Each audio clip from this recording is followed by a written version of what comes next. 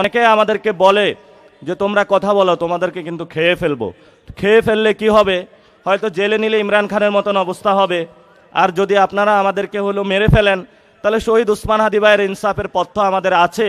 আর যদি বেঁচে থাকি, চাঁদনাবাজি, সন্ত্রাস, দুর্নীতির বিরুদ্ধে আমাদের লড়াই চলবে, এটা স্পষ্ট কথা। ভাইরে, তোর পায়ে হাত রেখে বলি রে ভাই, তোরে কেউ মারবে না রে ভাই।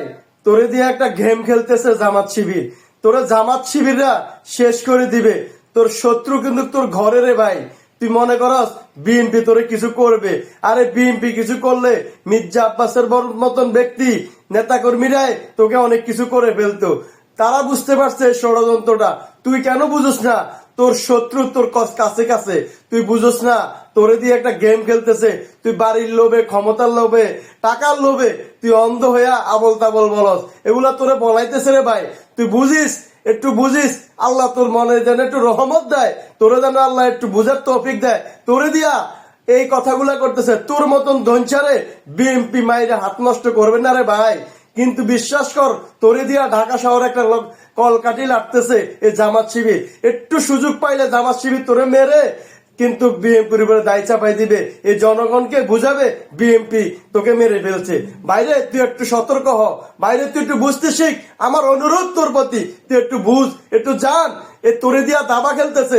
দাবা শেষ, খেলা শেষ, এ দাবার গুটি ফালাই দিবে। বিশ্বাস রাখিস, তোরে আর কেউ কিছু করবে না। এই জামাত শিবির তোর ঘরের লোক, তোরে শেষ করে দিবে। মনে রাখবি, এই রাজনৈতিক চক্রান্ত বড় গভীরে। এই গভীরের চক্রান্ত তুই বুঝুস নাই। বিএনপি বুঝছে কেন? বিএনপি তো আজকের নতুন দল না। বিএনপি কিছু সংখ্যক লোক বুঝতে পারছে, বুঝে তোকে কিছু বলে না। তুই এটা মনে করিস না তোরে এই জন্য কিছু বলে না দেখা তুই মনে করিস তোরে ভয় পায়। ভুল কথা রে ভাই, ভুল কথা, ভুল।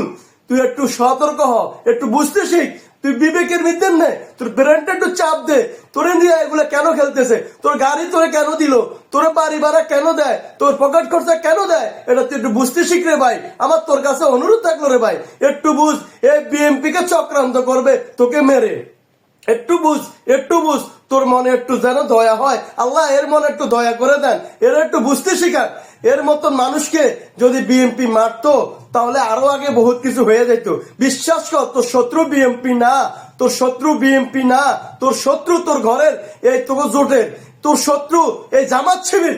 বিশ্বাস কর, তোরে দিয়ে একটা গেম খেলে রে ভাই। আরো অনুরোধ করবো না, একবারে অনুরোধ করলাম, তুই একটু সতর্ক হ। তোর কাছে হাত জোর করে বলছি, তুই বুঝ।